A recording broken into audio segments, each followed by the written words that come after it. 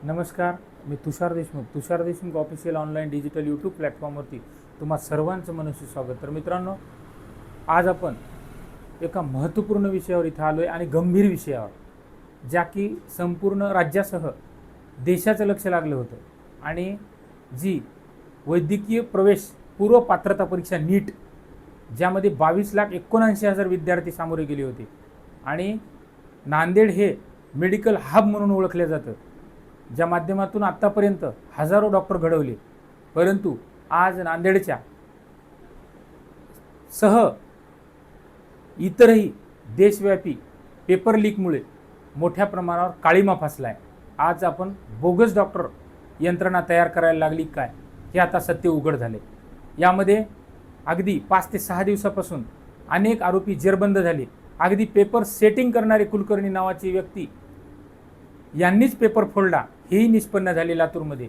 आणि दुसरी खेदाची आणि लाजिरवाणी बाब म्हणजे नांदेडपर्यंत हे कनेक्शन येऊन ठेपलंय। अगदी काही विद्यार्थी पालक यांच्या चौकशा सुरू झाल्यात।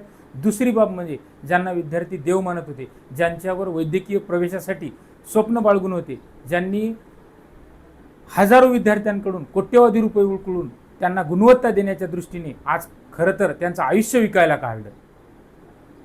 याच घटनेवर आज कुठेतरी पेपर लीक करने वाले कहते हैं देश आगे बढ़ रहा है, शर्म करो, युवक का भविष्य सड़ रहा है। जिस व्यवस्था में मेहनत हार जाए वो व्यवस्था बदलना जरूरी होती है, असं म्हणल्यासारखं। कारण आमची मेहनत आज विकायला काढली।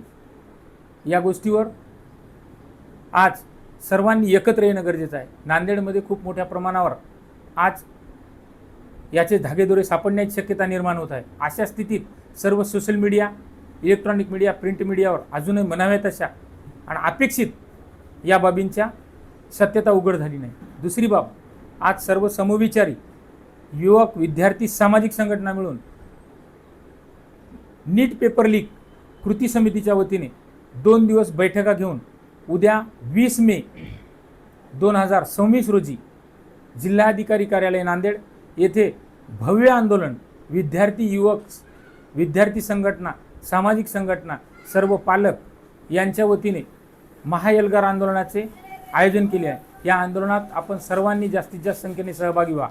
दुसरी बाब, आता आपल्याला याबद्दल चांगल्या पद्धतीने लढा द्यावा लागेल। नांदेड हे पेपर लीकचं सेंटर बनलंय, हेच आता उघड होते। कारण ह्या नीटचा पेपर लीक नाही झाला तर विद्यार्थ्यांचं भविष्य उद्ध्वस्त झाले, विद्यार्थ्यांचं भविष्य लीक झाले।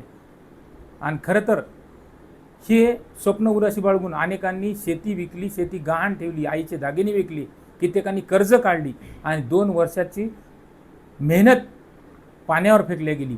आणि शेवटी यातून निष्पन्न हेच झालं, कुंपणानेच शेत खाल्लं। तर अशा पद्धतीत ही बोगसगिरी आता थांबली पाहिजे आणि शिक्षण व्यवस्थेचा झालेला बोजवारा आता जनता म्हणूनच आपण शस्त्र हाती घ्यायला पाहिजे। तर येत्या 20 तारखेला आपण अब याचना नहीं रण होगा, संघर्ष बड़ा भीषम होगा, या आंदोलनात हजारोंच्या संख्येने सहभागी व्हा, एवढीच विनंती करतो। धन्यवाद।